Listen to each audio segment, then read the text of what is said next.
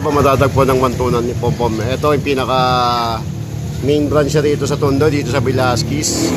Kung manggagaling kayo ng Divisoria, dito kayo manggagaling sa Magat Salamat, dito sa kanan. Dito naman sa kaliwa, papuntang Herbosa, Kapulong.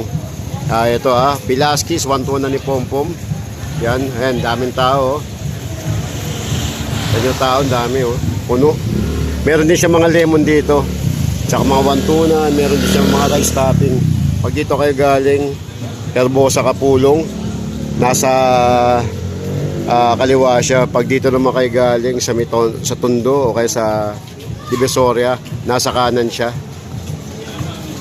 Dito sa ano to, mag-uumpisa sa alas 3. Yan dito yung makikita yung Wantunan ni Pompom sa Velasquez. Katabi ng bahay ni Congressman Ernix Donicio. Yan. Ulitin ko ang Wantunan ni Pompom dito sa Tondo. Yan, kung manggagaling ka ng Kapulong, Herbosa, nasa kaliwa siya. Kung Divisoria naman, nasa kanan siya. Ayan, update ko lang kayo, Wantunan ni Pompom dito sa Tondo.